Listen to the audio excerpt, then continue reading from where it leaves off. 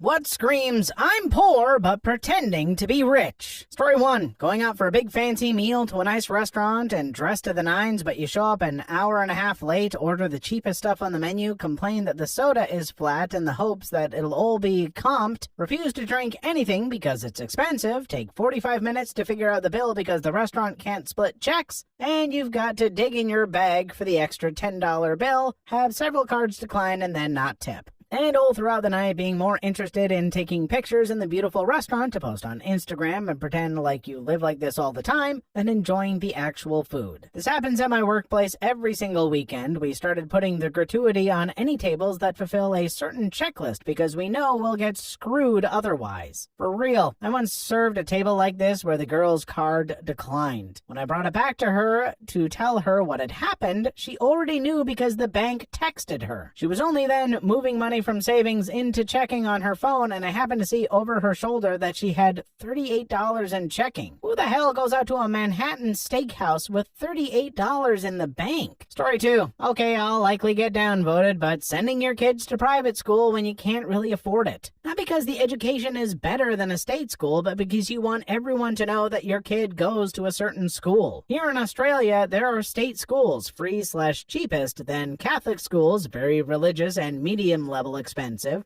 then private schools, expensive. This can especially be said for people who are not Catholic who choose to send their children to Catholic schools. They put their kids' names on a list at birth, pay about $5,000 a year for their kids' entire school lives, all the while having no interest in Catholicism and thinking it makes their kids and them seem better.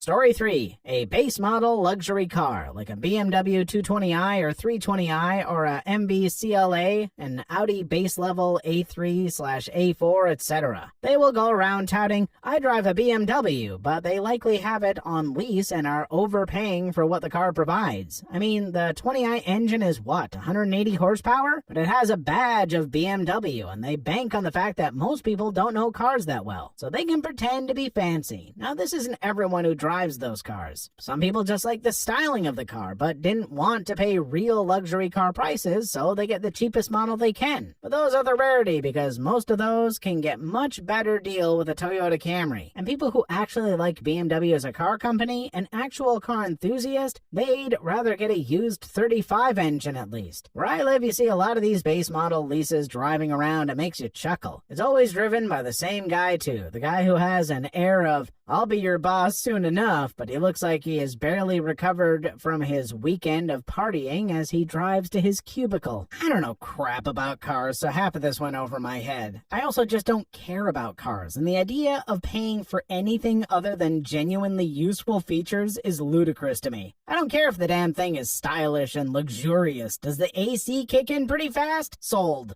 Story 4. Taking pictures of your money. That just screams, rob me. There was a case of a rapper called Pop Smoke that took pictures of his money, or his manager, I don't remember, on Instagram and didn't realize the number of his house in Beverly Hills was on the picture. He got killed in his own house the same day. Story 5. Wearing a $20,000+ watch and driving a new BMW/Mercedes, but still living with your parents. Hey, this is sometimes. I know a guy who had an IT job at Exxon straight out of college, makes like $200,000 a year, and just bought his first car, a Tesla, a year out of college, but his job is in the same city as his parents, so he just lives with them. Story 6. I'm my own boss. Being my own boss, as in being a broke self-employed person with a lot of earning potential as opposed to actual current income, effing sucks. Anyone that tells you being your own boss is great and easy is a liar, LOL. You can't shirk your work onto someone else. You have to manage your own time and headspace, and especially if you don't have an office separate from your home, that's particularly hard to do. It honestly took me 5 effing years to fix my crappy work ethic enough to be able to barely manage my project's due dates properly. Story 7. Wearing anything Supreme. Outside of YouTubers, I've never seen a wealthy person owned this brand or any related products. Seems to be specifically made for this question. Nah, Kim Kardashian, Kanye, Bieber, A$AP Rocky, John Mayer, Victoria Beckham, and Tyler the Creator all wear Supreme. Anything legit by them outside of boxers and tees are pretty much first come, first serve, and then is sold afterwards for ridiculous markups. I'd put the boxers and tees into the poor, but pretending to be a rich category, but otherwise probably gonna have some quid to get it. I didn't understand half of this friggin' story. What the hell is Supreme? I'm a YouTuber and I've never even heard of it. And I can just about guarantee you I'll never wear it. Unless they make a good oversized drug rug or some really comfy Thai fisherman pants. That's my jam. Story 8. Actually caring if someone thinks you're rich or not. My immediate family is pretty well off, most engineers, and doing fine. My cousin's husband at every holiday makes it an obvious point to bring up all of his purchases and shove it in our faces. I guess because he's threatened that other people in our family have money and we don't have to brag at every chance. He accidentally leaves his Rolex case out and then goes on a rant about his jewelry collection, brags endlessly about his new sneakers strictly because they were expensive. And every effing Christmas, he pulls out his imported coffee that he has to make and forces us all to try, almost like a show. He almost had a stroke when I put creamer in mine. He's not poor, but the way he tries to boast about his money makes him look so cheap. Story 9. Head-to-toe designer clothing. The incredibly wealthy people I know tend to downplay it, including their style. The wealthiest person I know, that I personally know I should say, shops almost exclusively at the Gap. No flashy brand names. She makes $25,000 a week and likes to wear comfy long-sleeve t-shirts and well-worn blue jeans. Her biggest purchase she made recently was a cow to take care of and be friends with. Story 10. Bragging to the bouncer at the strip club about how much money you have, despite the fact that I saw the EBT card in your wallet while you were pulling out your ID. Story 11. I used to work with some dude who would flash their cash and didn't have a bank account. Funny enough, come Monday, that money would be gone. Story 12. Conspicuous consumption. There are many reasons why truly wealthy people don't make a fuss, which includes, but is not limited to, the following. Not wanting to get robbed or kidnapped. Anonymity. Many luxury brands are big on price and low on quality. A few $100s for a pair of shoes that'll only last a year? No thanks. There are vastly more downsides to telegraphing your wealth in public than there are benefits. You don't need to wear brand names to have an ego trip. Just knowing you'll never want for anything in life. That financial tragedy will never be a problem, and you can rack up tens of thousands of dollars on a credit card for convenience sake and pay it off in the blink of an eye are enough to keep any smugness meter at capacity. Oh man, that whole financial tragedy will never be a problem line hit hard. Like, I tend to think about rich people in all these superficial ways, but the moment I'm reminded that they are basically immune to real financial tragedy, wowzers, the jealousy I feel is palpable. Story 13. Lexus sits in the driveway, but she has to get rides everywhere because it's not running. This is definitely not about my grandma. Story 14. There's definitely higher quality brands that are a bit more expensive but don't scream, look at me. Patagonia is one that gets a lot of hate on here but isn't that expensive. Plenty of casual brands that are on a similar tier. I swear by Brooks Brothers for work and Nicer Casual because their stuff holds up extremely well for multiple seasons. I think to me it's more the in-your-face designer branding. Look how much I paid for this on things like t-shirts or golf shirts that set off the trigger more than a higher quality brand. Story 15. Unrepaired collision damage on an otherwise flashy car. Oh gosh, this reminds me of Angeline. If anyone has ever lived in or around Los Angeles, they know Angeline. She's constantly seen driving around town all day, every day in her pink Corvette with a smashed tail light and corner bumper damage.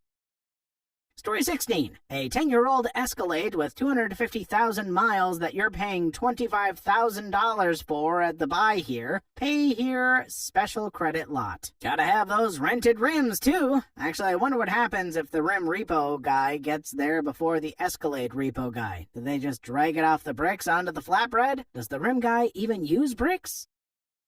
Story 17. I have the nicest car out of all my friends by far. I'm also the most broke by far. Priorities, right? One of my favorite YouTubers, Jimmy Broadbent, just bought his third car, a Nissan GTR, and he still lives in a shed at the bottom of his mom's garden. I don't know who that is, but Jimmy, it might be time to get a different place. Listen to Mainly Facts guy, Jimmy, and maybe toss one of those cars this way. Story 18. Big house with nothing in it. When your living room is only a crappy Walmart leather sofa and old recliner and a TV, it's a dead giveaway. People with money have curtains, lamps galore, paintings and portraits, $2,000 sofas, expensive rugs, and decorations all over. Even rich people with zero taste have their rooms packed with bullcrap. Story 19. Instagram influencers. Unless you're an actual celebrity, I don't believe for a minute that you're living the life of luxury that you claim to be. Story 20. Thing is, it can be an actual job, but it's promotional and marketing work. The challenge is that people can just put on a couple of pics of themselves, get 12 followers, and call themselves influencers. Then start touting themselves as such. People who actually influence others to buy stuff and take it seriously will be able to approach a company with all the info and its relevance and can cite previously run campaigns. And sometimes even have the incident/purchase/click-through rate from them. The most successful ones have a genuine interest in a niche culture or hobby and would probably be doing the blog, the vlog, or Instagram regardless of sponsorship. Story 21. Saying the words, "Do you know who I am?" when yelling at you would then knock off Gucci clothes with a Karen haircut. Grabs mic. "Attention everyone, apparently this woman has forgotten who she is. Is there someone who knows her? Please report to the front desk. Thank you." Do you know who I am? I'm the guy who's gonna burn your house down with the lemons. Story 22. Michael Kors every time. We have no intent on being flashy, but my mom has a MK purse that she got from work because it was a prize, not because she paid for it, but it's a nice black purse with a tiny logo. You can also get those purses at TJ Maxx for around $60 to $150. Not that much money to spend on a purse considering people spend thousands. However, flaunting your MK purse only tells me you shop at TJ Maxx or Marshall's. That is all. Story 23. Social media posts showing off money, cars, firearms, usually handling them in a dangerous way, and other somewhat pricey items with captions like, "I'm going places," or something similar. People that have wealth typically don't feel the need to flaunt it. They're too busy chasing more success. Story 24. Fake Rolex. I have a Rolex that my father gave to me. I love it. It's a pretty watch. I have had to stop wearing it because every time I do, people love to loudly ask me whether it's real.